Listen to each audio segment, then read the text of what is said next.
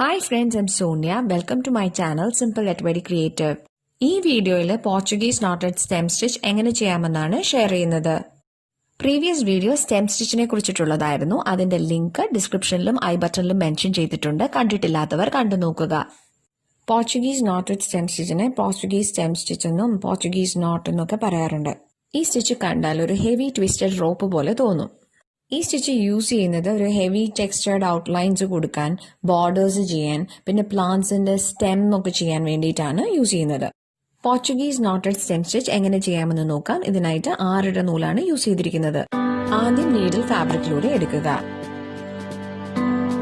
ഇനി ഒരു straight സ്റ്റിച്ചിനുള്ള gap വിട്ട് നീഡിൽ ഫാബ്രിക്കിലൂടെ താഴോട്ട് എടുക്കുക.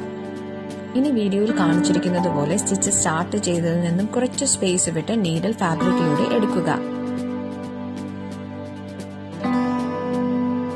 ഇനി വർക്കിംഗ് ത്രെഡ് താഴോട്ട് പിടിച്ചിട്ട് വീഡിയോയിൽ കാണിച്ചിരിക്കുന്നത് പോലെ ഫസ്റ്റ് സ്റ്റിച്ചിന്റെ ലെഫ്റ്റ് സൈഡിൽ സ്റ്റിച്ചിന്റെ അകത്തുകൂടെ നീഡിൽ പാസ് ചെയ്യണം. വീണ്ടും ഒരു പ്രാവശ്യം കൂടെ ഫസ്റ്റ് സ്റ്റിച്ചിന്റെ ലെഫ്റ്റ് സൈഡിന്റെ അകത്തുകൂടെ നീഡിൽ പാസ് ചെയ്യണം. ഇപ്പൊ 2 നോട്ട്സ് ഫോം ചെയ്തിട്ടുണ്ട്.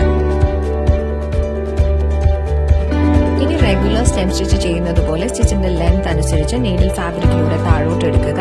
എന്നിട്ട് ലാസ്റ്റ് സ്റ്റിച്ചിന്റെ എൻഡിനടുത്ത് നീഡിൽ ഫാബ്രിക്കിലൂടെ പുറത്തോട്ട് എടുക്കുക. ഇനി വീഡിയോയിൽ കാണിച്ചിരിക്കുന്നത് പോലെ 2 സ്റ്റിച്ച് ഓവർലാപ്പ് ചെയ്യുന്ന ഇടത്തിൽ നീഡിൽ പാസ് ചെയ്യുക.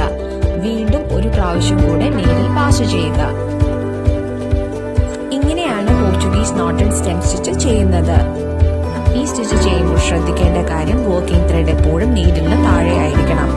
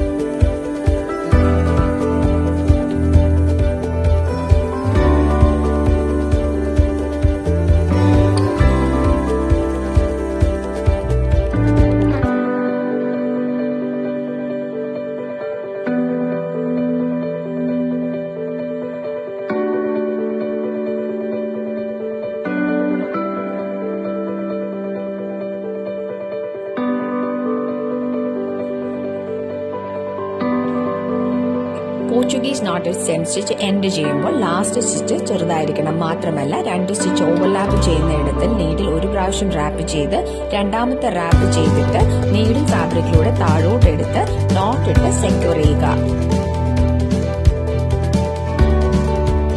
For any clarification, please write in the comment section and press the like button to this video if this was useful. Thanks for watching.